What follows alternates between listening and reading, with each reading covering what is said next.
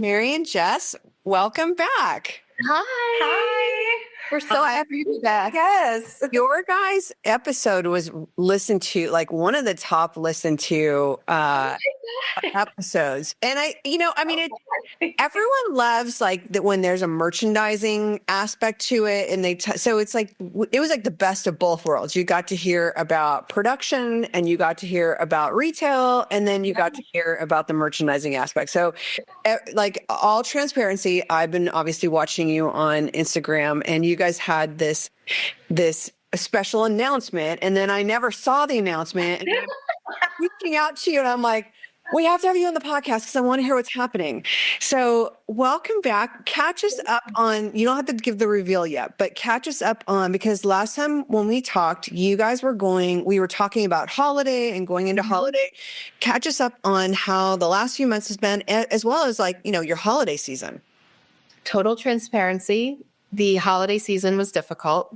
We were 30% down in the fall and in the holiday. And it was something that I don't think was isolated to us. It seemed to be everybody in our little complex and community was also down. I kept saying that I thought it had a lot to do with the election. I think people were maybe a little hesitant, yes, or sure, or what was going to happen. Rightfully so, I guess. Everyone was a little unsure. Yeah, that usually happens. Like it usually, I know the last election, like all of a sudden everyone like was holding their purse strings and like not wanting to go out and spend. So that's usually a normal response to an election year. Yeah. And Charisse, who we talked about the last time, and we all know, she's been with BIDK for a long time, and she kept saying, it's an election year. It's an election year. So I think that had a big part of it, which made the holiday season, hard to go as heavy as we wanted to. I think in general too, like from not even just like piggybacking off of that, but like even through social media, like other businesses that like, I mean, we don't even know them personally, like, but like just from other small businesses that like I follow or we follow, it was not to say like a nice thing, because it's never a great thing to see anybody else like kind of suffering during like such a, your main season, your holiday season is your season. But it did feel like somewhat comforting, I think, to know that like we weren't alone in that, and that there were lots of other people, I think, in that same boat. And I'm like, okay, well, maybe it's not just us, like, because, we constantly are thinking of ways like, well, what do we do to move the needle forward? Or like, are we doing something wrong? So like, you kind of just like, your head keeps spinning. So I think it was somewhat refreshing to see other people like, and have that common ground with other businesses and people that you don't even know all across the country, not just in New York. When did it start off strong and start to taper off, or did it start off slow and then continued? And was there ever a ramp up? Yeah, I would say a slight ramp up. There was a slight ramp up a couple days before, but even Christmas Eve, I feel like it right when I think it was, oh God, I'm trying to go back now. I feel like right in like early September, like right after like fall like had just started, like it was before, I remember it was before Halloween. Like I remember like seeing like an uptick of people like getting excited for fall and buying fall, and then it like we bought more because we were like, oh, things are getting great. Like we're going to keep the cycle going. And then it kind of just like stopped, and it like really tapered off from there. And even with our events too, like we noticed like even that wasn't the same turnout that we had the year prior. Usually with like all of our holiday events that we throw and we host, like they would all be sold out like within like days of, sometimes a day of like hosting an event. But like, it wasn't really the same kind of turnout this year. So, you could tell people were being very conscious of their spending. Yeah. They were, if they're going to buy something, it was super intentional. Even gift cards, people didn't seem to be buying a lot of, which was unusual, but it just seemed quiet. I think we also lost a week in between Thanksgiving and Christmas. I think that had a big part of that. I think people they thought they had more time than they did. And I think because of that, a lot of holiday type events were all crammed together. So People might not have been ready for it. And then now all of a sudden everyone's got a tree lighting, and there was a big December fest that our complex, our community did last year, and it was incredibly successful. They did it again, last year or this season, and there was like 3 other ones going on at the same time, and you could tell that the foot traffic was significantly down. Yeah. So I think there was a lot of contributing factors. Yeah, unfortunately, or I don't know if fortunately, which was, I guess, leading to our announcement, is there were already things that were kind of in the back of our mind or that we were focusing on.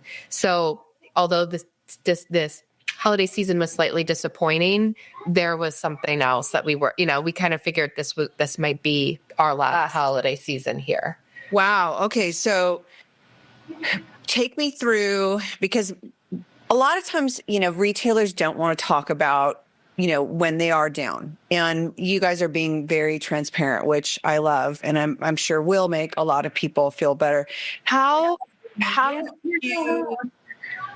did you react, or how do you go on the defense of trying to save the day of, were you constantly remerchandising? Were you reaching out to people? Were you how were you trying to move the needle up, as you said? I mean, definitely from a merchandising perspective, we had to be smart this time around, because we might not have, as we started seeing that things weren't moving as quickly, and we weren't buying as much, the main goal is to make yourself look as full and festive as possible. So we tried different things. We brought in an additional Christmas tree to just try to make things look really festive. We had furniture. Justine brought it. We had a local company who refinishes furniture that they sell. We had them bring in pieces. Yeah. So it made the store look more full. So my main thing was to constantly move things, whether it was product that we've had for a really long time, and figure out a new way to remerchandise it, mix it in with a lot of the new stuff. And we really we really did focus on our best sellers and really pushing those. So working with but Jessica said, a local furniture company to showcase their furniture and make, bring in other pieces to create, different vignettes, or working with a local candle person. So if we happen to sell candles really quick, I could get them on the fly, but they're also made locally. So you have a story to tell with it. So really being smart about the items we were bringing in, but also merchandising and changing things out very frequently and moving things around. And also it's just for my own sanity. I don't know about you, but I like to move things around constantly. Yes. It brings me peace. Even if I don't have a reason to do it, I just start doing it. I touch things, I move things around, even if it doesn't necessarily even need to be moved. I just like to do it. Well, we talked off camera, and like I said, you had made the announcement as well on your Instagram that you're pregnant now. So, and this was, I'm sorry.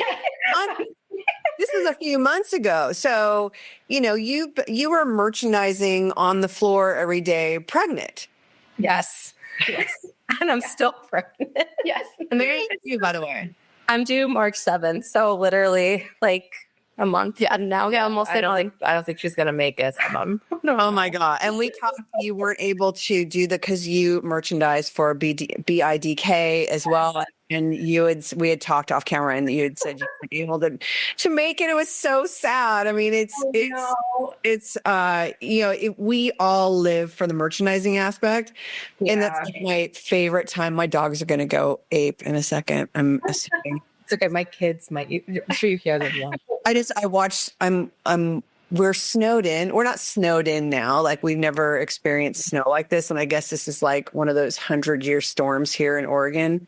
And so people are pulling up in random places where there is no snow, and including the UPS drivers and everything. And the dogs are on high alert. What is this? Staring out the window. But anyway. So you are moving things around constantly. You did not do the show. So were you mostly, because I know you don't do the shows in December, you finish out your season and you start home, but were you merchandising almost every single day in order? And are you changing tabletops and are you bringing in any new merchandise after something sells out? Or are you just like, at this point, this is a capper, we're not going to do anymore, we're going to sell what we own? I think in the beginning, like, and I say the beginning of like, I would say early November, like we had, it was before Black Friday. I remember it was like a week or two before Black Friday. We did like a separate, like kind of event with a few other businesses in our development. And it was the first time we had ever done it. So we weren't really quite sure what the turnout would be like foot traffic wise. And there were certain things from that event. Like we had a very successful day, which was great. And we sold out a lot of a lot of things that we, bought into for holiday. So we immediately were like, okay, well, we should get more of that. Like, so there were certain things that we decided like that were specifically holiday that we wanted to get, but then we wanted to focus more on gifting closer to Christmas. I mean, I'll let Jessica speak more to the buying aspect of it, but in terms of the merchandising, I was moving things around like, I would say a few times a week, just because I wanted to make things look different. And again, like I think I've mentioned it, like the last podcast, it's, somebody may not have ever walked into our store before, but like I moved something that day and they bought it that day. Like that. Yeah. They may never have seen it because they were never in the store, but like magically it sold that day because I just put it and moved it into a different spot. But we really did focus on, I would say, more entertaining and tabletop type stuff in the beginning of the season, and then tried to do more gifting. And we made our own prearranged gift baskets just to try to give people ideas of like product that we already had in a cohesive gift basket toward like actually getting towards Christmas. Yeah. Talking about that. I think very a hard task because I did, at one point I said, we have to, it's what we have. It's what we have. I just don't want to order more. It was also because of what we knew was coming ahead of us. I didn't want to have a lot of things sitting for a while. So it was a hard task to make it look full. Mary was constantly moving things around so shelves didn't look empty. It was tough. It certainly wasn't easy, but she made it look beautiful. Yeah, we made it work. Yeah. And I think like to Jessica's point, we didn't want to have a lot of like leftover holiday. Yeah. We had a lot of leftover fall. We did, surprisingly. And last season we didn't. So it was, you're now left over with this very specific merchandise that I really can't put out. So do you guys have, because I just had talked to somebody about this the other day, is that do you have Home Goods and those stores? Do you feel like that took away some of the wind of the sail of the overt holiday products like Santa and Christmas trees? And yeah, I think that if people were being very careful with their spending, I think that was an easy place to go to, just because the prices that they offer, we can't beat that. Yeah. And I would go past the Home Goods parking lot at like 7:30, and that parking lot was full. Like people were out and they were shopping. I think they were just trying to really watch their dollar and be as price conscious as possible. So, I noticed even with our average order value wasn't as high as last season. People were being very particular. Yeah. And one thing that I did this year, and I'm probably going to continue to do it, obviously like after we talk about our announcement. Yeah. One thing that I started to do on social media, because again, like Jessica and I are two-man band. So like we are social media, we're everything. So, and obviously like, from Anthropologie, but one of the things that I started doing were like Anthropologie dupes or like. It was so good. And so merch. Thank you. That's a really good idea. So like once I started doing that and seeing how people were responding to like, yes, you can get this really beautiful thing from Anthropologie. We have something very similar, maybe not exactly the same, and this is how much it costs here. So like, sometimes I think people are buying into a name, and no disrespect to Anthropologie or Pottery Barn or any of those other places. I shop there myself. I shop at Target. But it just goes to show you that like you can still support a small business and you can get quality product that has the same essence as something that you might be looking for at like a Crate and Barrel or a Williams Sonoma or an Anthropologie, and you're not spending the same amount. That was so smart. What was the reaction as far as conversion? I feel like that did help actually, especially with like our holiday pillows, because with pillows too, like again, no disrespect, but like there's something about like spending like over $200 on a singular pillow, especially. I'm sorry, I can't. Right? Especially like a seasonal pillow, like one that you're only keeping out for like a month or two. No. And that's sometimes like when you're buying a pillow, you're buying just the cover, not even the insert. So like we tried to explain to people, like, not only are you getting a very similar pillow from us, but we include the insert. Like everything's all included. So like, and you feel like you get like a little bit more, like you're stretching your dollar out a little bit more, especially in times like this. And I think that's probably why I started doing it. Cause not to say I was getting frustrated, but more like I want people to understand that you can still shop small and still save money. Yeah. And I think that was the key thing. And people were really reacting really positive. There's actually, I think we sell a clock that Pottery Barn actually has. Yeah. Same clock. Yeah. It's the same photo from the vendor. Yeah. We sell it cheaper. Yeah. Well, yeah, love that. And there's no shame in doing that. I mean, it's like, I think it's really, right now, I think in business, in retail, I think everyone has to think outside of the box as far as what their social media, what they're saying, like what they're selling, how they're I think all of it, how you're merchandising it. I think retail, everyone has to think outside the box right now, because it's just, it hasn't been the same since pre-COVID. I mean, honestly, it's like it's been a constant learning curve for everybody and figuring out what works and what doesn't, why I thought that was so smart. And I love that you guys did that. Yeah. Okay.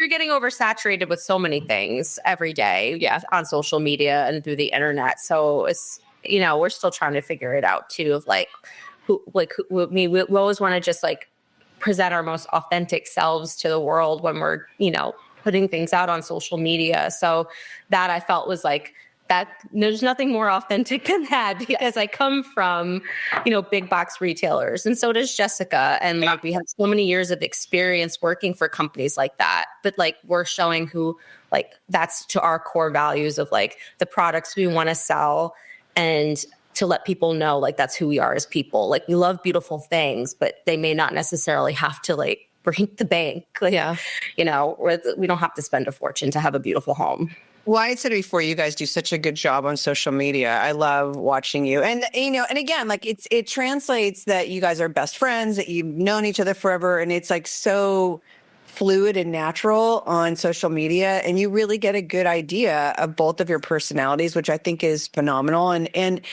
again, that is truly the authentic part of showing who you are on social media. That is what people are following you, and they shop from you guys because they love you guys. So I think that it really does show on your social media, which brings me to now what the big announcement was, because I still don't know. I mean, completely, I missed it, and I still went through your social media trying to find it, and I still have no idea what it is. So please, you tell.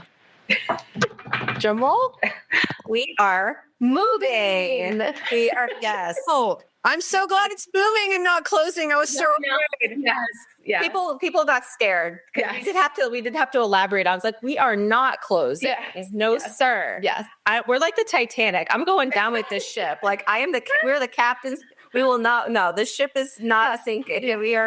We're just moving to Beacon in New York, which, I'm sure you're literally nowhere near us. Beacon is, Jessica and I have both lived in Beacon. We've seen this community grow and change into such a beautiful and vibrant town. It's like right on the Hudson River. And really, I think COVID spiked a lot of it was in transition years before that, but a lot of people, it's a very easy commute from the city. So it's about an hour and a half north of New York City. And so a lot of people find this to be like a destination town on the weekends. There's lots of hiking, restaurants, art galleries. It's really become such a bustling neighborhood, and a lot of people moved up into this area, especially during COVID, for a better way of life, getting out of the city. And I think ever since COVID, it's just been continuous rise in that whole neighborhood. So now I have so many questions. First is, okay, so when you started thinking about doing this. Was it prior to seeing the sales slip? And were you thinking actually of keeping it as a second location? Or were you thinking in the beginning, like, let's move? You both are like, well, for those of you not watching on YouTube. Oh, not to the people who are watching. My facial expression say it all. I think it was so bad. We want super transparent. It's very hard because there's a lot of emotion connected to the store. It's something that Mary and I built together. We're best friends. We've worked on this very long. We really worked up towards the store. And Poughkeepsie. Yes. Our original location. We planned for that. We worked hard for it. Mary designed a beautiful space. It was everything that we could have wanted. But at the end of the day, I like numbers and I like data. And the numbers were just not showing me that was doing what it should be doing based on what we were paying for the rent. It really, and I don't think that there's like any particular reason why. I think Mary and I in the beginning thought it was something that we were doing wrong. Like, do we need to give it more time? Do we need to have different product? And it was like, what are we doing wrong?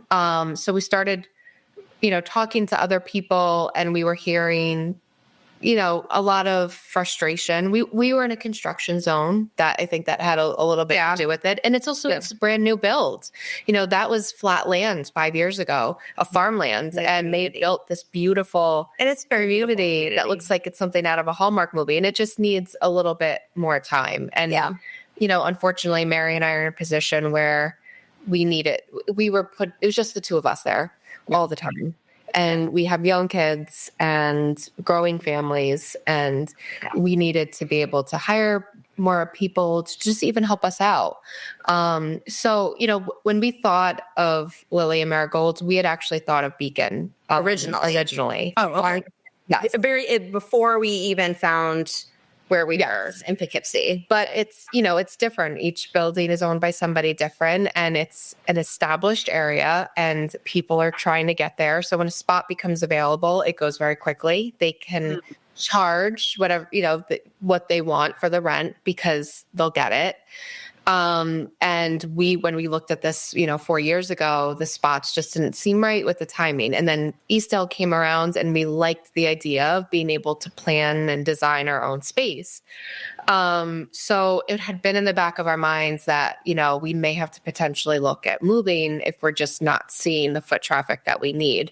And we have a friend who's a realtor in Beacon, and we made it very clear to her that if we were going to make it a move, it had to be the right move. We were not going to move just to move. Right. You were very strategic, very not only in terms of the square footage of the space that we needed to occupy, but we needed it to be in the perfect location, obviously for the right amount of money, but we were obviously willing to pay a little bit more depending on certain factors. Yeah, but it needed to be in the perfect spot. So what we were saying about this being such a big commuter town, and people are coming up from the city on weekends on repeat, it's a revolving door. What I like about where we are specifically is that, when you get off the train, you're coming from the city, you're excited to shop, and we're one of the first stores you see, and then you're one of the last stores you see when you go back. So I feel we really, we took our time to be patient and wait for the opportunity to come to us, which it ultimately did. And I'm glad that we waited, because I think that this is going to be a really perfect spot. I mean, I think it's for a lot of people, because this year has been hard. I mean, there's a lot of retailers that I think are struggling with. I mean, I've talked to 3 on private conversations where because I closed my stores, and they're like, what, we just want to know what your thought is on this. And like I said to somebody, don't throw the towel in just yet, but you also have to be smart and look at the numbers. And I think a lot of people will hang on to something. A lot of it is out of ego, and not a bad way, but it's an extension of, it's like your kid. You built it and you love it so much. And I think that a lot of retailers will hang on to that to the bitter end.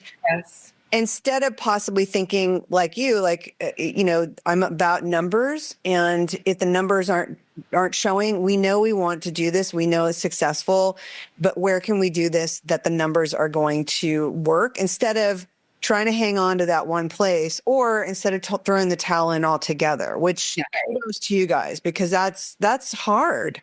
Yeah, I think, obviously like us being so close as friends and really as family at this point, but like we had a lot of like really open conversations about that. And I think there's a lot of tears, especially being hormonal and pregnant, but like, it's like, it's like you have a lot of like, and I think that is a true testament of like who we are as business partners, but like first and foremost as friends, right? We're looking out for one another. And I think like the best thing about this is that we like kind of sat there and said like, how do we pivot? And I don't consider what's happening like a failure. I'm actually really excited. I was like, this is a really beautiful opportunity for us to like pivot this business and bring it to a new location, and to see it like really grow into what we've always imagined that it would be, like, because there's just so much potential here.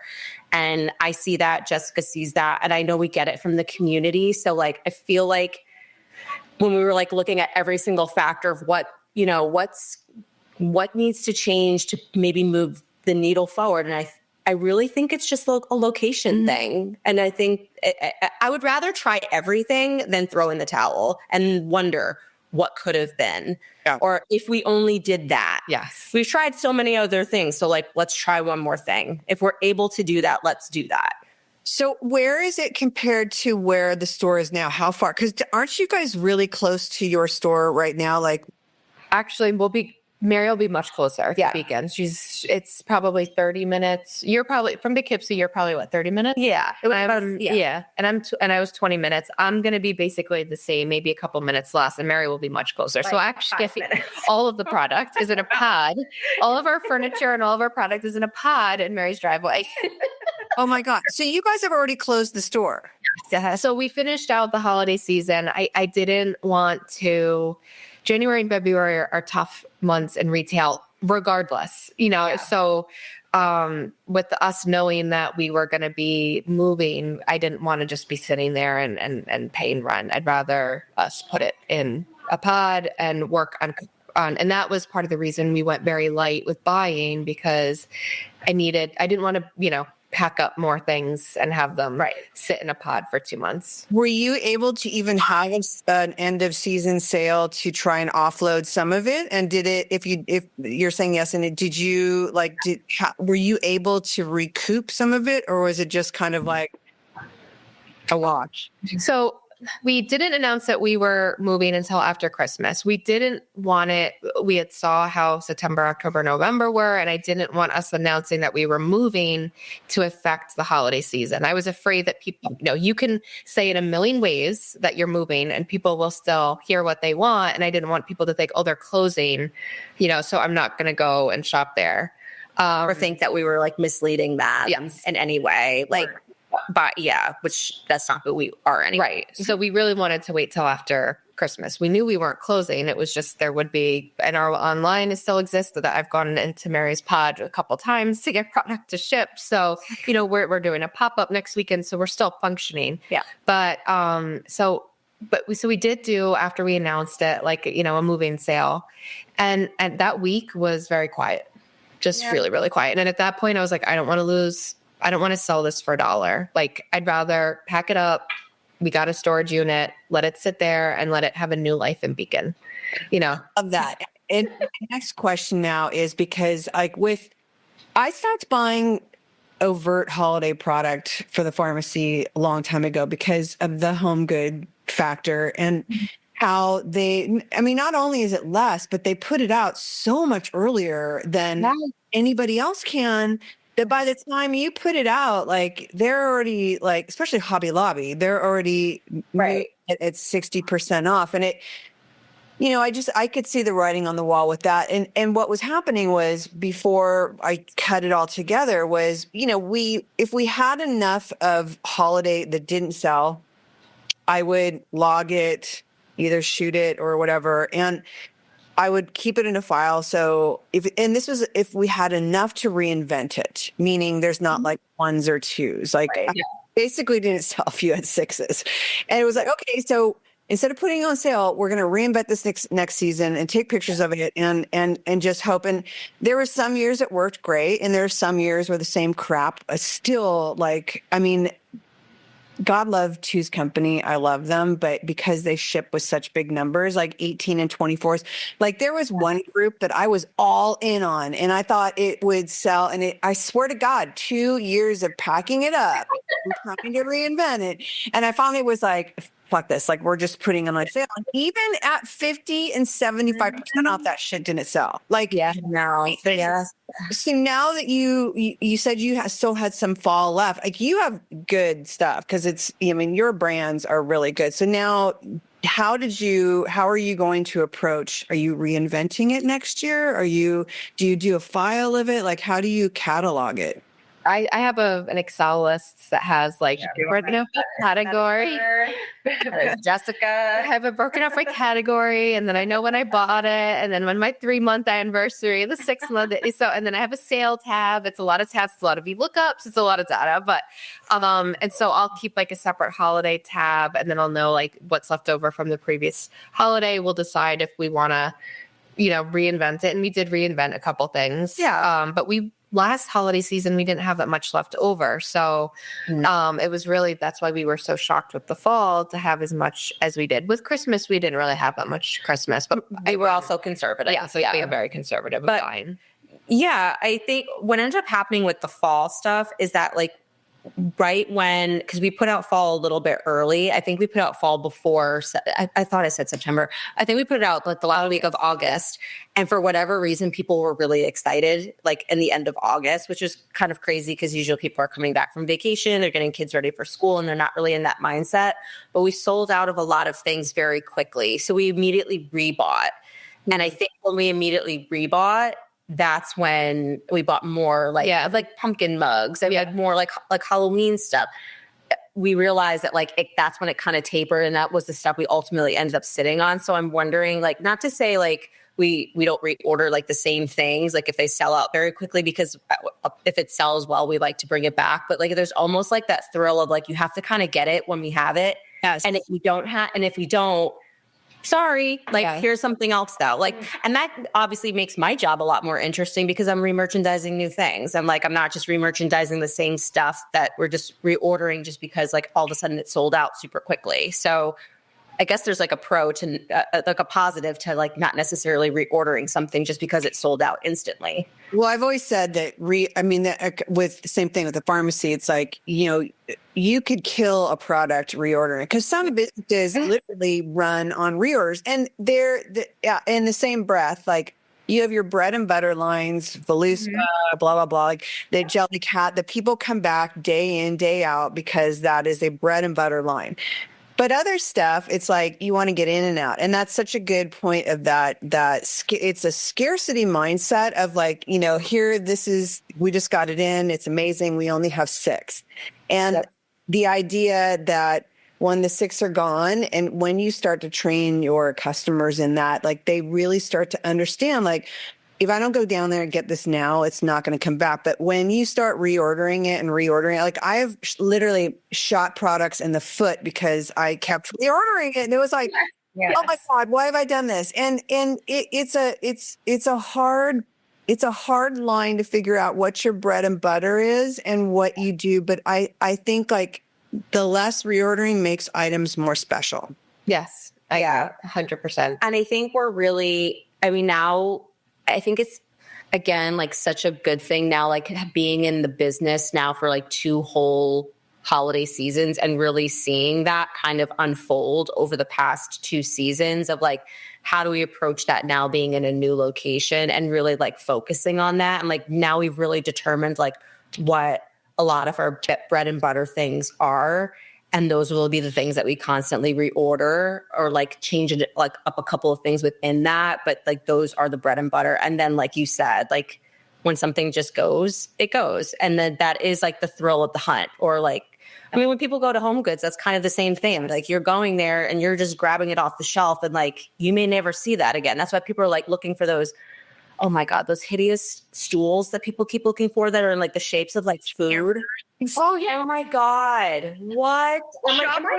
Shop with Caroline. I don't know if you follow her. I love her. She's like 50 and she's all about telling women to get up and get dressed. She wears like 1,000 necklaces and bracelets. She's amazing, but she's fashion. And all of a sudden she's in Home Goods and she's with somebody. Oh, so if I'm looking for a hamburger stool and then they have less. And then a sushi stool. I'm like, what? Yes. Yes. Like it's the thrill of the hunt. Yeah. So essentially like this can be like maybe like fine tuning it and like the sense of like, we're like the thrill of the hunt. But you know, if you don't get it when it's here, then From my Oneida days, when I did product development for Oneida, the raw store buyer would tell us that their whole thing was that it was a treasure hunt. The store was a treasure hunt. So that's why one store would only get 3 pieces of something. And I'm like, why are we shipping 3 of something through a store? And they're like, because you want those to be the only 3 on the. It's also how they merchandise. Like my girlfriend was TJ Maxx. She was the natural food buyer. They tried to roll out natural foods for a while. And so Jenny was doing that. And I was like, what is with the merchandising? Like, of course, that's my whole thing. And she's like, no, it's supposed to be like a treasure hunt. Like there is cohesiveness to it, but for the most part, it's just shit on shelves, like within, and you do so much. Yes. I can't shop in that environment. I mean, I can a little bit, but TJ Maxx takes it to a whole nother level. Like Home Goods is a little bit, at least more organized, but TJ, my husband loves either Marshall or TJ Maxx. I'm like, I want to shoot my head off. Like the shopping on rounders and like just shit just thrown on shit. I can't. I want to be finesse. Like but that is truly their philosophy of the treasure hunt. And boy, does it show. Yes, it does.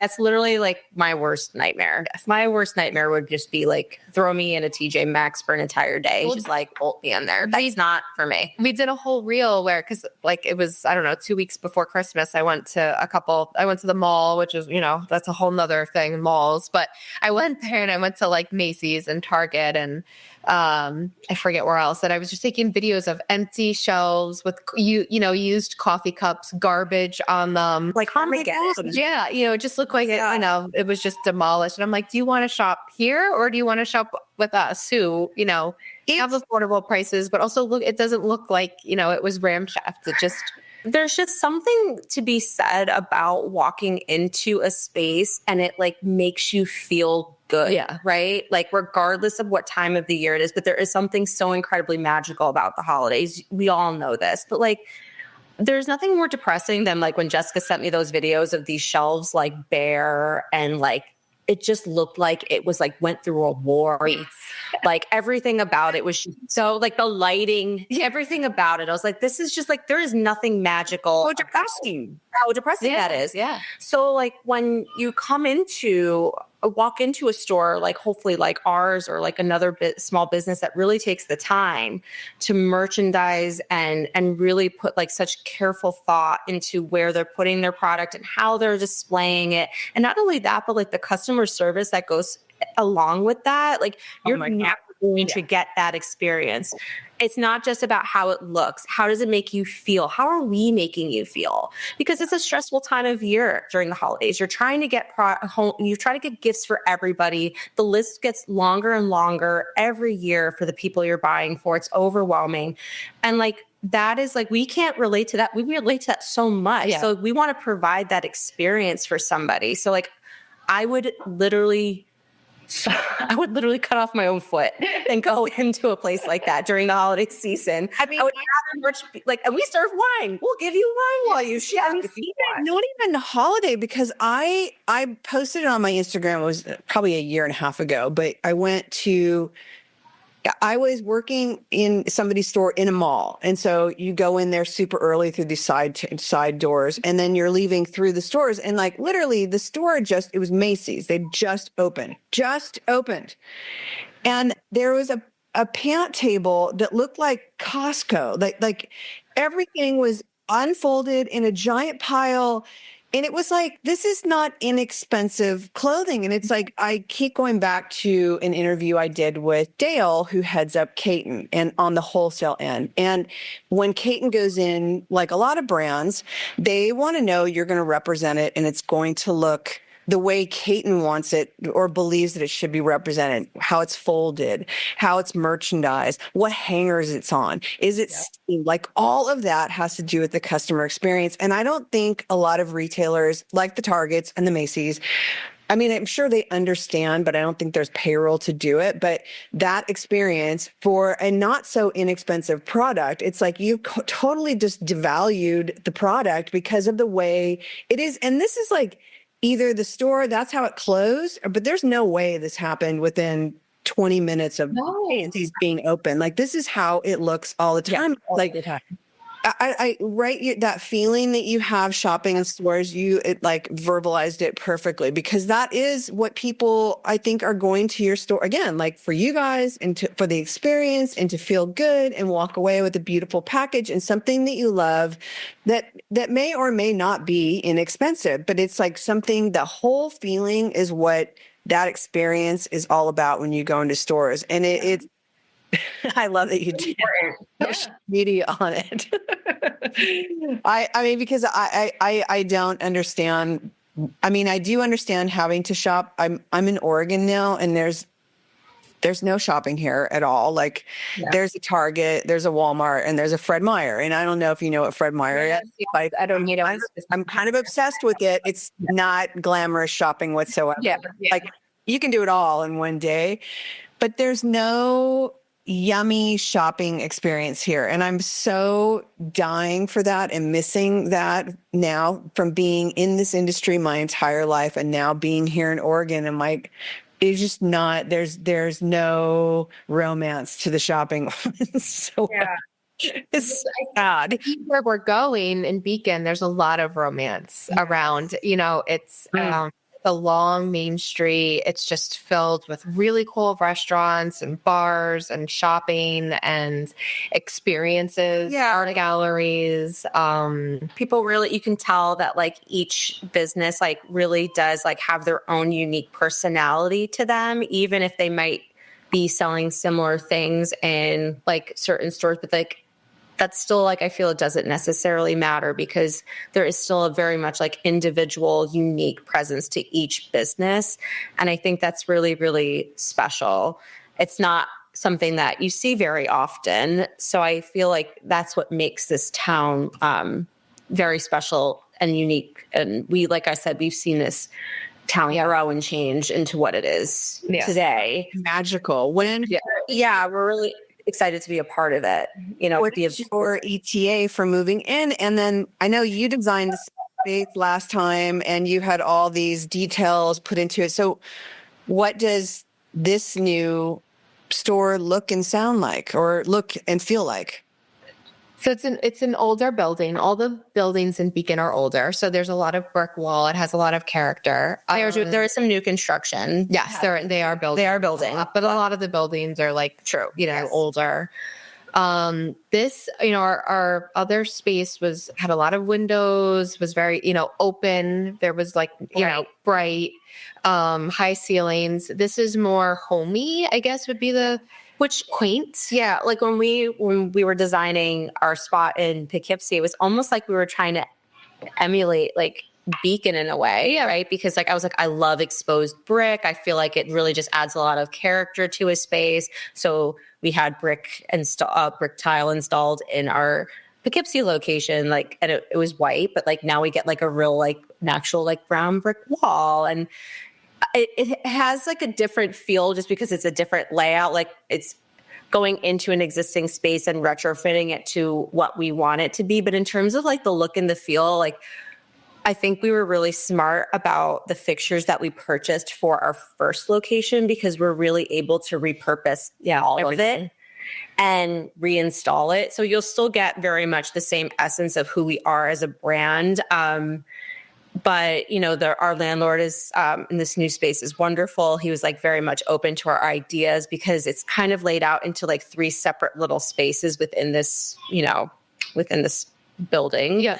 Has a really big stock room, which we're going to kind of use it as for more of our event space, which is great. As now when we have events, we don't have to flip our store every single time. You move things around, some chairs, and we can have it more in the back, and then clearly use it for storage. And hopefully we'll be shipping a lot more out of there in the back, and we'll have a lot more room for storage and for me for like my samples for design clients. So it'll be that in the back, and then the center room, he's going to open up and he's going to get these really beautiful, his beautiful doors that he had from, I guess, an apartment or the buildings upstairs. They were original doors. wow. Refinishing them. So he's going to open up the wall in between like the first room and the second room, which I guess was kind of used as an office, but it was like not closed, but it was not open. It's very hard to explain, but he's opening up the wall and basically like having these beautiful doors refinished and creating pocket doors. So like it'll be open. It has a lot of character. So like, I feel like this one will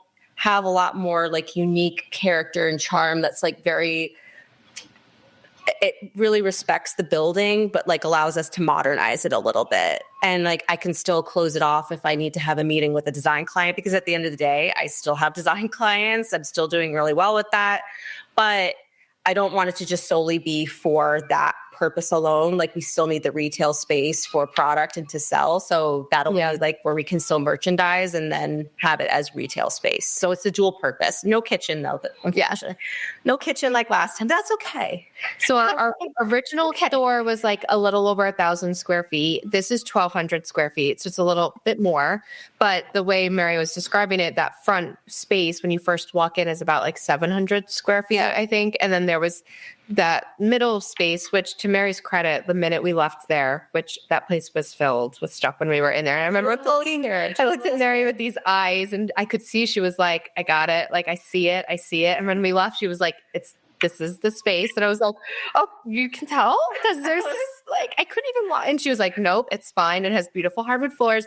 So anyway, when we left, she was like, that space would be so beautiful if you just opened up that doorway a little bit and made pocket doors, and it's an extension of the retail space. And I was like, that's such a good idea. And like, that's why she's a designer. So you brought it up to him. He loved the idea. And then he said he had the original pocket doors, and I've never seen someone be so happy before. She heard original doors and she was I fainted. I bet. Oh my God. That's the best. It's like, that's my love language. Yes. I love old. My heart is in vintage and old. And like, I live 20 minutes from a very old historical town in Jacksonville, Oregon. And like all the buildings are like 1800s and the original brick. And it has so much charm. I love old. And you're seeing that now in design as well, which I love, that people are kind of going back to this, like making these homes like actually your home, and like how like either like staying true to the integrity of the house itself that you're buying, and they're moving away from this like, the typical like builder's grade and everything, because we're in a different time now where we're not. I just feel like now it's just adding so much more character. Like everyone's adding like these like, going thrifting and, exposed brick and all these beautiful applied moldings. Like, I think that that's a nice way to like transition our store into having it like also be where like you can have like these really beautiful original homes and add touches of modern and traditional and like all of these different styles that you love. Because I'll get it all the time from people of like, am I doing the wrong thing? Am I picking the wrong thing? I'm like, no. You have to pick what you love. Like, this is your home. So like, we want our home to be a mixture of lots of different styles that work together. And that's what makes a house home, and not just something so cookie cutter where everything's matchy. Like, there's actually something quite beautiful in the original and then adding in a little bit of new. Vintage and antiques. A world of like recycling and, how overproduced inexpensive apparel is, as well as inexpensive home goods and whatnot. I think there is something to say about reusing old parts of buildings, or, there's a place that, and I pray it didn't burn down, in Altadena, California, that they are a salvage house, and they would go into all these old mansions in California as well as outside of California and basically tear the whole place down and keep the columns and keep the original doors and the original windows, or those funky sinks that were like in the 70s, like avocado green. And which is coming back, by the way. Kohler did a whole line of pastels and avocado green and like, and it's, I think there's something to say about reusing some of this in the same breath that the fashion industry is seeing now as far as overproduced, inexpensive things. It's like going back to using the original and loving the old mixed with the new. Yep. Well, just from like a design perspective too, like I was just with a client recently and she was talking about her experience with a designer before she brought me on, of like when she came in to look at her living room and she was talking about, oh, we're going to get rid of all this stuff, this chair, this, and we're going to start from scratch, blah, blah, blah. And I'm like, that's, again, everybody works differently. But like my first initial thing or my first questions to a client when I'm walking into a space of like, the thing that designer may be telling you to throw away could have been something that was passed down to you generations from generation. Like that could be a very special piece to you that like maybe your grandmother gave you. Like, who am I to say that you shouldn't have that in your home just because I'm a designer? Like my job as a designer is to ask the questions of what pieces do you love in your home that you want to keep? Are there things that are special to you, things that have been passed down to you that you want to keep? How do you want to show them? And then how do I incorporate newness with that? Yep. Or other finds that if I'm going to a flea market or if I'm going to find something that's vintage to incorporate with that. But those are the questions that I would want to ask a client. So I guess like having that look in our store too is like maybe a way for someone to feel safe of like you can combine lots of different styles and know that something can work. So I think coming into this new space, which is technically an old space, making it new. So I think this is a nice way to keep who we are as designers and like who we are as people and just moving it into a different home. What is the ETA for opening? So I guess we should like take what happens first? Does Mary have a baby first or do we open a store first? They're like neck and neck. Timing is never our thing. Oh my gosh. I didn't even think about that. Oh my gosh. I guess we thrive in chaos. Yeah. That is our way. Yeah. So we should be in there no later than March 1st. The hope is to start moving things in probably a week and a half, 2 weeks. I am very fortunate that I have a husband who's offered to move a little bit of things every day. Great. I love the husbands. And try to be open by the beginning of March. Yeah. So I think we can turn it around pretty quickly. The baby's due when? March 7th, but I had a big first baby, so they're thinking about maybe inducing me early. I'll know more on Monday, but not to say this child is like kind of a monkey wrench in our plans, but like he's just going to come with me everywhere. It's going to be fine. We're fine. And so now there's so many more questions. Are you available to come to New York? Sending out a lifeline. Like the phone a friend. Like stay with me.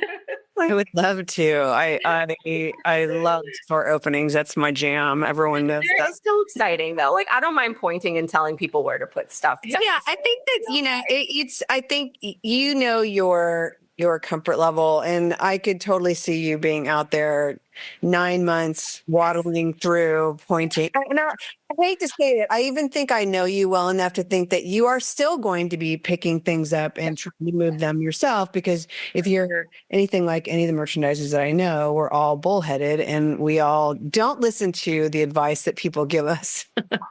No. That's true. When we were packing up the store, I was like, please just sit in a chair and just point, or let me just give you dishes and you just literally fold them. Like, I don't want you walking around. Like, I don't want you lifting anything. Yeah. It's not, like I never want people to think that like if they're merchandising something that they're doing it wrong. I just like to move it myself. I don't know why. It doesn't mean that I don't like what you did. I just like, is it a control thing? I don't have control over my own life in my own house. So I feel like this is the one place where I have control, and like that's that's like really what it comes down to. Just there, baby. Sarah's husband shaking his head in the background. So I was like, I'm really not that neat. I just really like, it's the one thing I can control.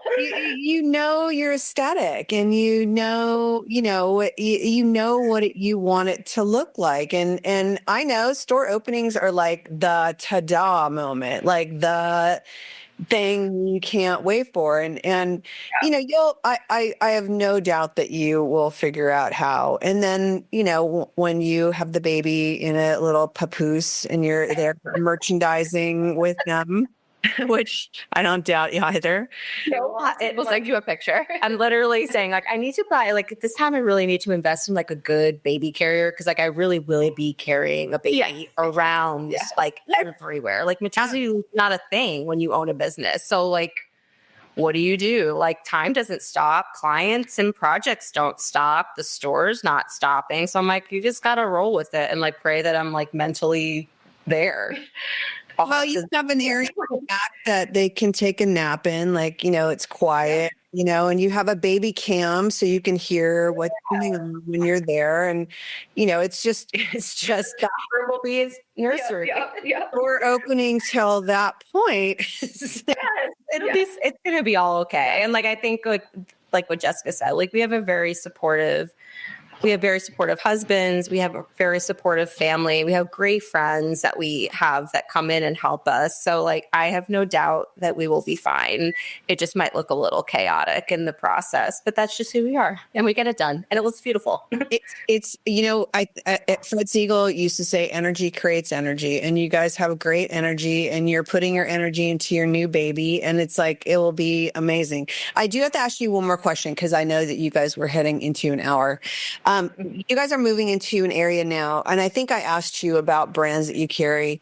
You guys are moving into an established neighborhood with established retailers that all have, we're all going after the same lines that we love. Are there any lines that you are going to have crossover with that you're going to have to go and find something else? Or, how are you guys handling that part of it? Well, I mean, shop object or J. I don't know how to pronounce it. I know. I wanted to say shop object. I know. We sound fancy. That's what I say. I say shop object. That was actually like a really great way for like, this was new for us. So I'll let you talk about it. Yeah. So going to Beacon, I think, opens up the door for a couple different things. I think the people that are coming to Beacon, especially on the weekends, a lot of them are coming from the city, and they are going there with the expectation that they are going to either spend the full day, or the weekend shopping, eating, going to an art gallery, going to Dia, or a wedding at Bland House. Yeah. Is it Dia or Bia? Dia. So I think we have the opportunity to bring in some more designer focused lines that maybe are at a slightly higher price point. And we don't have to worry about being, not to say that where we were in Poughkeepsie, we had people that would come in and we're looking at higher priced items sat longer for us in Poughkeepsie. We noticed, kind of where our average order value was and what our best-selling price point was. Yeah. And we had to be very careful of not going too heavy on things that were a little bit more expensive. Whereas I think in Beacon, that's going to shift slightly. So we were looking at a lot of lines that we saw at Shop Objet, ones that we've carried before, like Abigail Ahern, Printworks, Chilowich, we were going to expand more of, but especially with like the lines that we do a lot with aesthetic movement, there is zip code protection.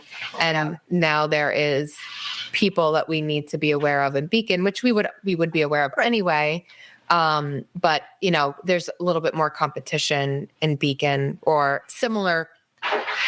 Like you were saying before, there's stores where there might be some crossover, but everyone's got a different point of view. So we're lucky to work with, especially through aesthetic movement, with a rec who really does like do her due diligence to like use like zip code protection, but also then to say like, okay, but like you guys can like, we can still have you guys carry this specific thing or these specific items. And then maybe they're going to carry. So that way everybody has a chance to shine, and there's not necessarily all of that crossover. Cause like we're all in the same sandbox, and we did come across some lines that, we've had, and we wanted to expand on, but maybe we can't because that zip. Wonder that always, anytime you move into a more retail populated area, that's always one of the challenges. And, for the people that don't have any, like when I was at Fred Siegel, we all would hit, this is back again in the 90s when it was like stack it high and watch it fly. But we'd literally all the separate owners would get to the gift shows, and it would be this race of like, who's going to find the line first. And there was so much anxiety in that, but it was so important that you found something that everybody else, because it was all zip code protected, not to mention we're all under the same roof. So it was even more challenging trying to find lines, because it was all so close proximity to each other that, and for the stores that don't have that, they're lucky. But for the most part, I think everyone deals with that. And that's why I wanted to touch on that and find out what. And I walked Dallas with that in mind, that I was trying to look for something that was a little bit more unique and different. And I don't know if I was just extra tired because I took a very early flight, and then I was, I just didn't feel like I was fine. I was being inspired by a lot of things. I mean, I saw a lot of great lines that we buy from, like Creative and Tag. And, but I just was like, I was looking for something really special. And I thought Shop Objet had a lot more of those things this time around, more so in the past than the past. And I feel like we got to approach it in a different way versus the last couple of times we've been at the show. Cause I think we've been a little like hesitant to like maybe look at things that were at like a different price point. So I think we're being a little bit more adventurous about expanding on that a little bit, but also like bringing in these like really cool, like, not to say we didn't before, but like more of these like really unique pieces that like are truly like inspiring, like at least from like my perspective of like, I'm looking at it immediately of like, how can I not only merchandise this, but like, how can I cross merchandise it with things that we already have, reinventing what we already have to make that seem special. Like I'm already looking at it that way. And it's like, it's just such a fun way to like reimagine like product and what we have and the newness coming in. But I don't know, like there was just so many really fun lines there. There's one, Jessica already knows, there's one in particular, like I really hope that we can get. And I don't want anybody else to have it. We're still waiting. I wanted to do that show for so long. I've never done that show. I've wanted to do that show for so. It's changed. And what I've noticed, and I said this to Mary, because when we first went there, like, I was trying to like tell Mary things that we should be asking, like, what's your order minimum? Like, where do you ship from? What's your shipping policy? And she was like, joking that like, I asked somebody that I learned from you. And I was like, okay, but we would go to Shop Objet and there would, there'd be a beautiful dinnerware line that had like 3 different, solid color, stoneware, dinnerware collections, made in Brooklyn. And I'd say, what's the order minimum? Oh, it's $4,500. And I'm like, you have 3 you have like 3 solid piece plates. So it's like one, not like, and and how many of those do I have to buy for $4,500? Like, that's it. And, and I felt, but these were more like artisanal made things. But what I noticed, because we would ask, they'd be like, what's your minimum? And they'd be like, oh, $300.